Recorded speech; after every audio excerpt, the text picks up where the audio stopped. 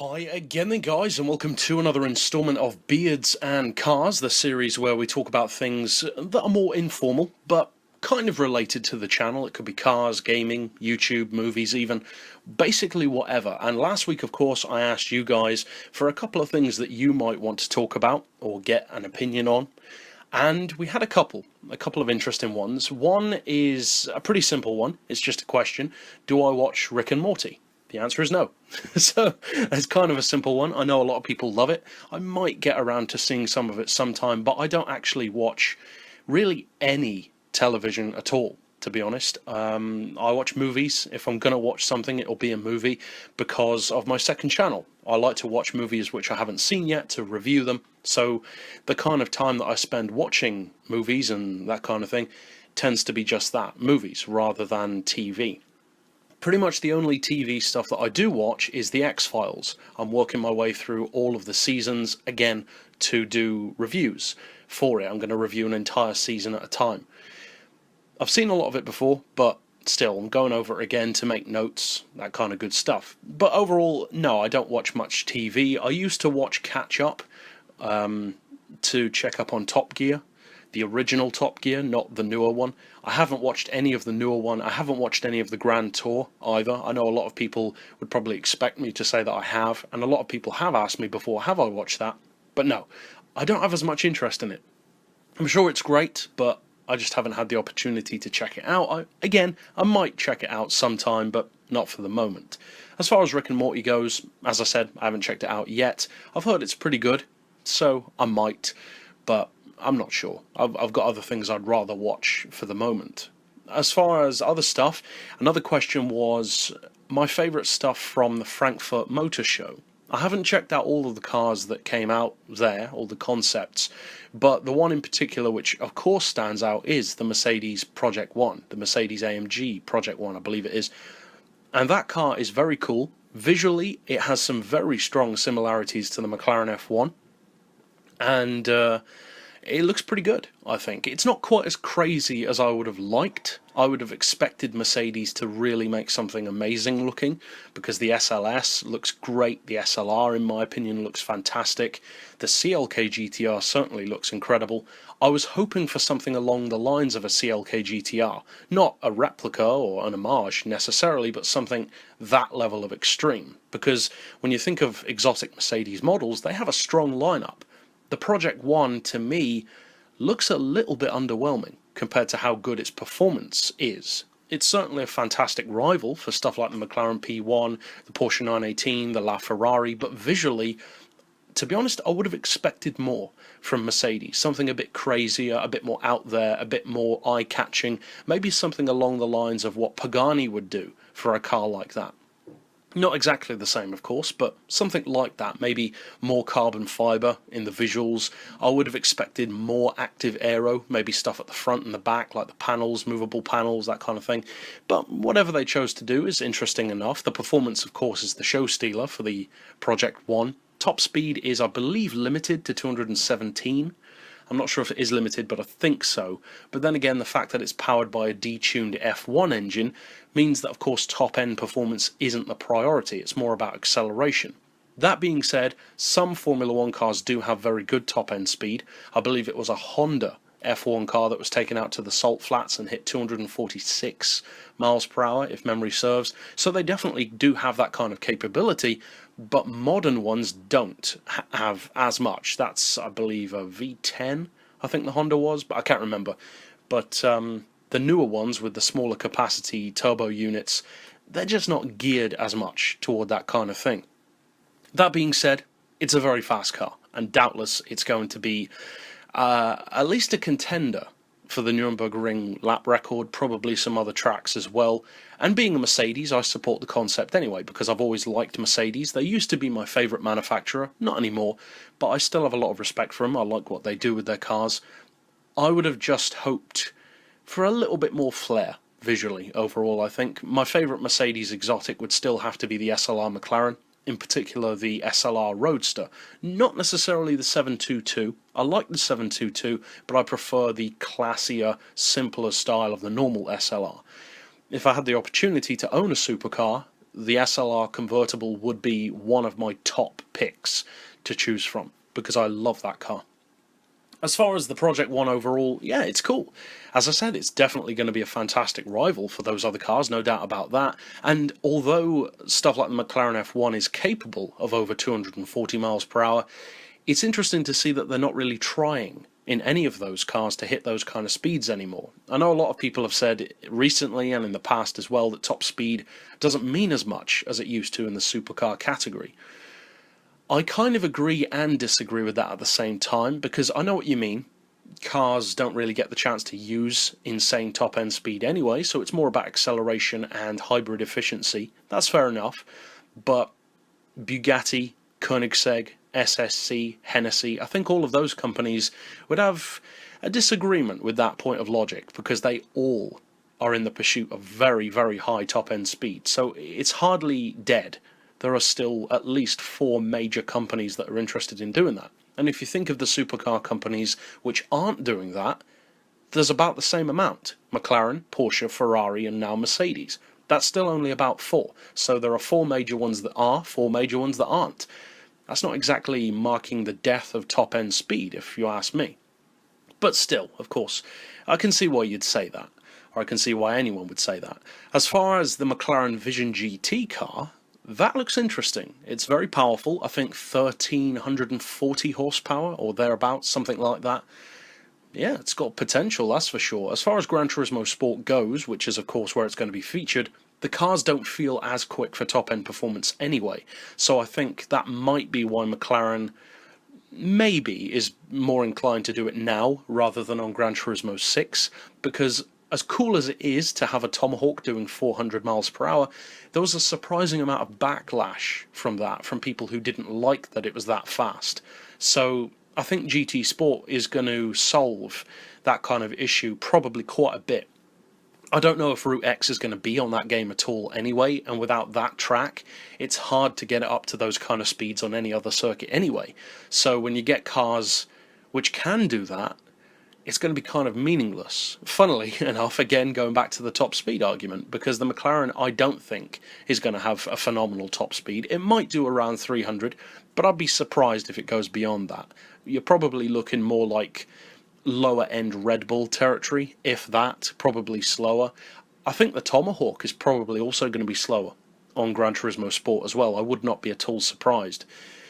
Whether or not that's a good thing is another question entirely. Personally, I love racing top speed race cars around Route X, and I know a lot of you guys do as well. That is, after all, how this channel kind of got started properly.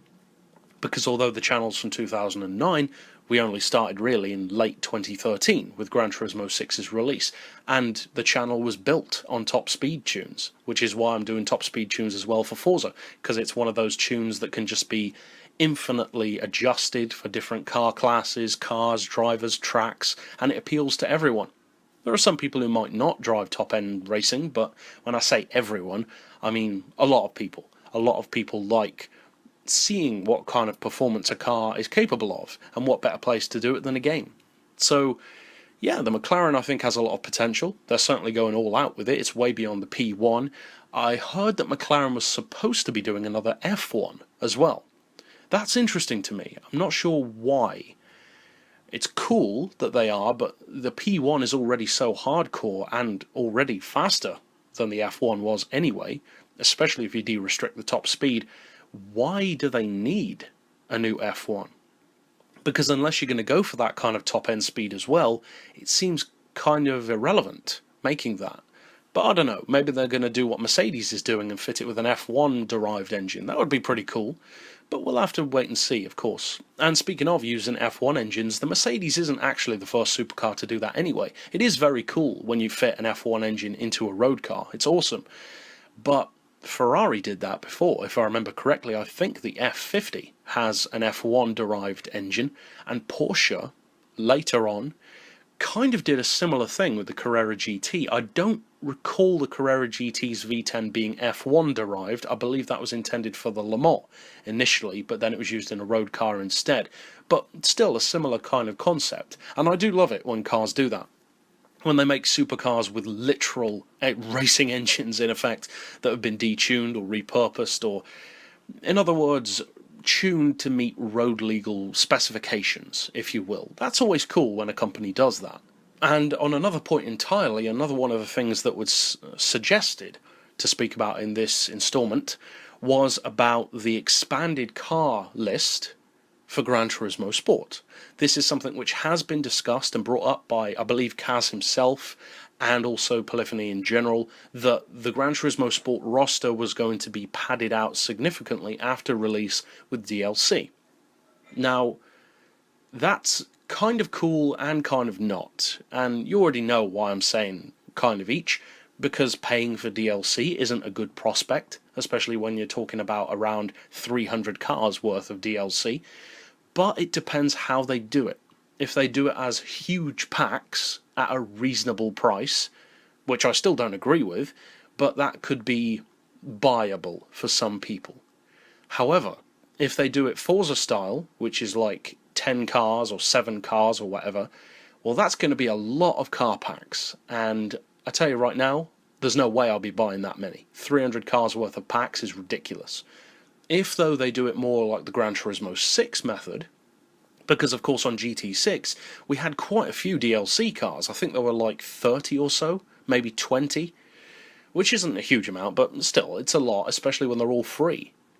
There was no paid DLC on Gran Turismo 6, and that's pretty cool. It's rare for a game to do that, but I believe part of that was down to not necessarily guilt, but kind of commercial guilt, if you will, that people weren't happy with Gran Turismo 6, and it felt kind of like a stopover to some people between GT5 and GT7, or what would become GT Sport instead of GT7. But we'll have to wait and see as to what kind of route they're taking with DLC on Gran Turismo Sport, because if they do still plan to end up with over 500 cars, that's potentially going to be very expensive, or they'll be reasonable about it. Maybe they are planning to add it for free, but I wouldn't have thought so. That would be an interesting way of doing it. It'd be very cool, but kind of strange at the same time to have that many for free, especially if they're in bulk, because that makes you think, well, why not just have them on the game already? I know that it takes a long time to render each car and to develop it and put it into the game, but still, you'd think they might just put off the release date a little bit more, and then release more cars day one. But whatever. I'd say they know what they're doing, but I'm not always certain that that's the case when it comes to Polyphony. They certainly have good intentions, but they definitely don't always do things the right way. And neither does any racing game, really. They all make mistakes at some point along the line. That is, if they have a franchise that lasts long enough. It's just with a game like Gran Turismo, people notice it more because it's such a big thing. So all of the little mistakes that they make are amplified by the size of the community playing it. And of course, although I love the franchise, I'm still going to point out things which I don't agree with. One of the things which is still interesting to me is this whole Phase 2 beta thing. I've had people on both sides of the fence. I've had people specifically say they're no longer buying the game because of it. I've had other people say that it was expected. Either way, I can totally understand where you're coming from. It's one of those things that you can very easily fall on either side of the fence with, and we'll just have to wait and see how it turns out. But I think the strangest thing to me about this whole Phase 2 beta is, regardless of whether it's happening or not, how close either it is going to be, or just the release, or not the release, the announcement of the release is to the release of the game itself. 1 month away is so close that that's a really weird way of doing it. Maybe that was deliberate. As I said in the last installment of this series, there are a number of different reasons why that could have happened, why it could have been taken down, so I won't go over all that again. You can check out that installment if you want to hear that, but it's interesting to me that it's only a month out and they announced that. Very interesting. Kind of strange as well. But who knows, maybe they're taking a little bit more time to add those cars, maybe some extra cars, like I mentioned just now, as day one vehicles, possibly. Because at the end of the day, although a lot of people, including for some strange reason the advertising material of Gran Turismo Sport, when they released that trailer featuring some of the academy drivers talking about their experience with the game. Personally, I didn't care for that trailer. I didn't think it was a very good trailer at all. It was just a group of talking heads. I don't want to see that. I want to see the game. I don't care if you drive a car in real life. Good for you, but I don't want to know about it. But when they were saying in that trailer about how the game had become more about collecting cars and not about driving, what are you talking about? And again, I've touched on this point before, but why wouldn't you want lots of cars? That has always been a part of Gran Turismo. And for the marketing team behind that, they clearly do not appreciate the community of Gran Turismo, because all of the comments in response to that have been, why does Gran Turismo Sport have so few cars? And then Polyphony's announcing, oh, don't worry, it's going to be bulked up to over 500. So yeah, it's very much so about the amount of cars. The community may not be 100% behind just having loads of cars, but the vast majority of us in the community do want loads of cars. That's kind of the point of a car game. You don't buy a car game for 10 vehicles that you drive all the time. You buy a game to have the option of hundreds, if at all possible, and in the case of Gran Turismo, sometimes even thousands. Although I do strongly believe that at least for a few years, we are not going to see another Gran Turismo game with over 1,000 cars. Gran Turismo 5, I believe, had over 1,000, if I remember correctly. Gran Turismo 6, of course, has over 1,200. And I think it will take a while for somebody to beat that. If they ever do, it will take a while. But we'll have to see. Ultimately, Gran Turismo Sport has always set a precedent of losing some cars and focusing more on quality rather than quantity when they jump to a new console. For instance, look back at Gran Turismo 2 compared to Gran Turismo 3. Gran Turismo 2 had 600 cars, Gran Turismo 3 had 300. A huge drop, because they focused more on improving the quality of the graphics, the physics, because they were moving from the PS1 to the PS2. So it was understandable and somewhat forgivable. But then they picked up the pace with Gran Turismo 4 and made it massive again. And I know a lot of you guys love Gran Turismo 4. I still believe it's the best Gran Turismo game we've had so far, especially given its age, given the console that it was on, all that kind of stuff. But then again, it happened if you compare Gran Turismo 4 to Gran Turismo 5. Now, there wasn't a drop in cars, but if you actually compare the cars that were featured on both games, there were a lot of duplicates. There wasn't really much in the way of new cars as such. There were some notable ones, of course. There were more cars, around 300 more. So it would be stupid to say that there wasn't an increase, but a lot of the cars were the same. And I don't mean just the same in terms of what they were, but the same in terms of the way they look. They still had those no interior PS2 style graphic layouts. And that's something which even Gran Turismo 6 had as well, and people are very vocal about that, justifiably so.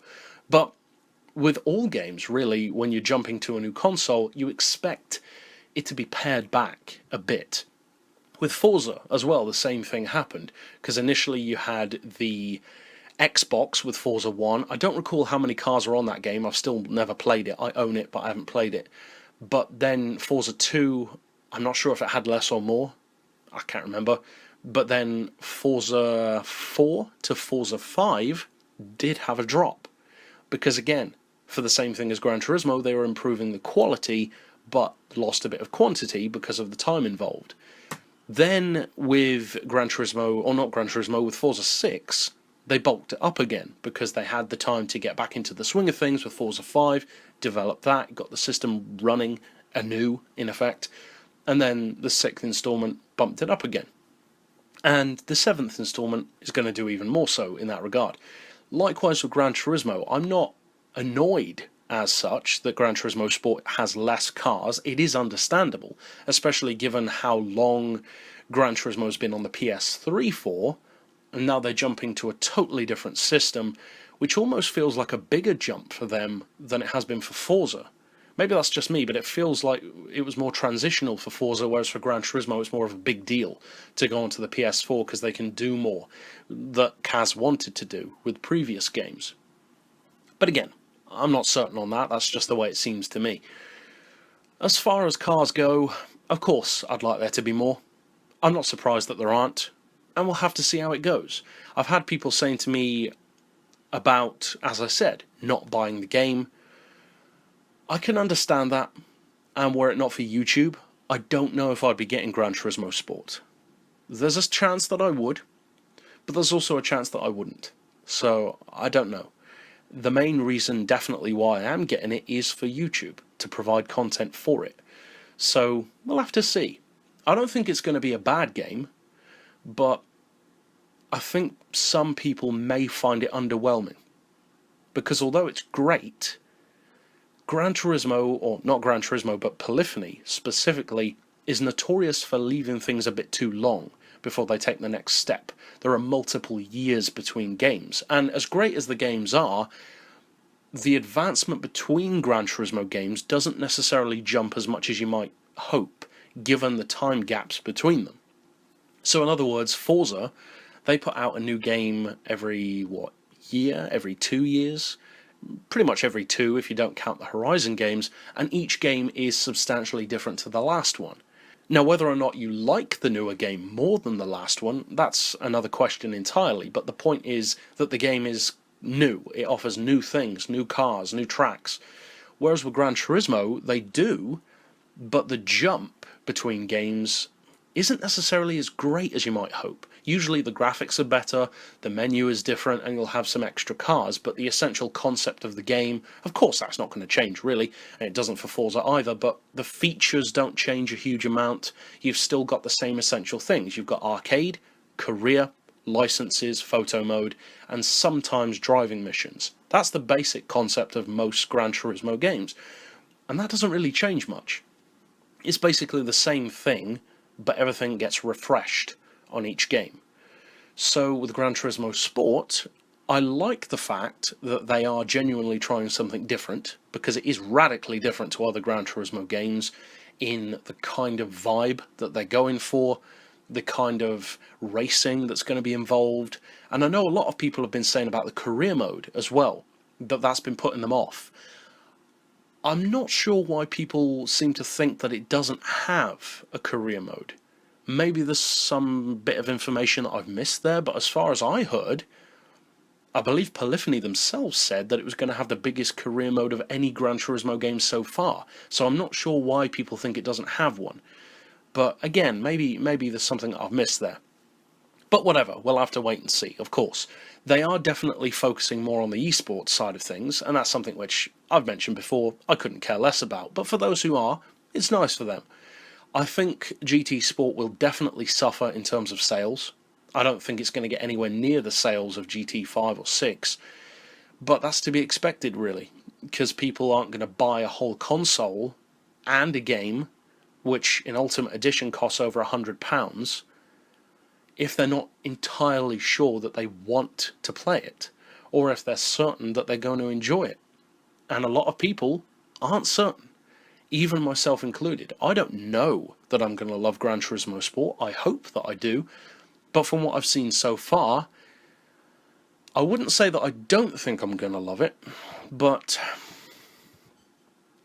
I'm not certain either way. I'm not necessarily worried. Worried is a strong word, but I do think it's a bit strange, to say the least, what they're going for. It's ambitious, that's for sure, and they're trying something genuinely different, which is also commendable. I like that. But at the same time, if you try something so different that you alienate your primary audience, well, I don't know about that. That's a bit too out there as far as I'm concerned, but again, we'll have to see. Of course, some of you guys are going to wait until other YouTubers start playing the game so you can see more about it. And of course, that's one of the things that I want to do on this channel. I want to give people more of a vibe of what the game is like. That was the whole point of my beta review videos, and of course the individual car reviews, which we're still doing every week.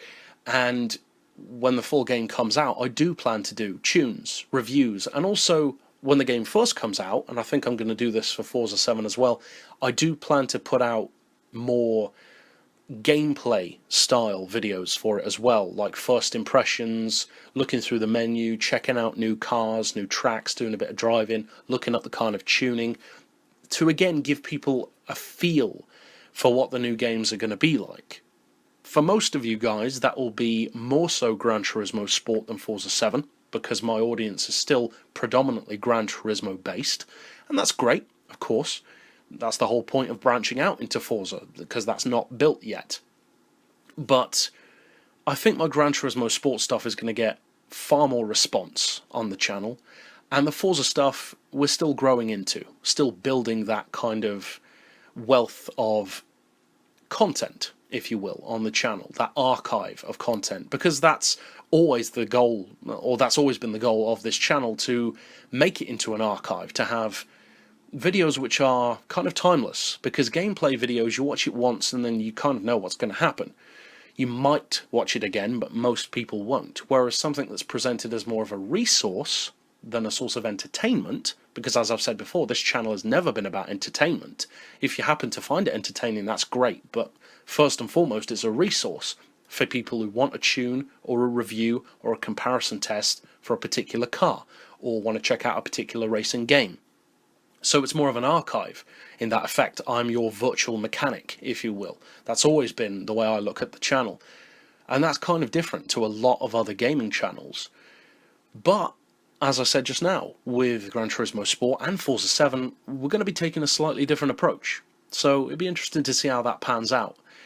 But overall, that's about it. So I touched on a couple of the points that were raised, and yeah, so if there are any more which you would like to hear discussed, then of course you can slap them down below if you want to. But that's it overall even, for this particular pick, and I'll see you guys next time. Why have I turned into an Aussie all of a sudden?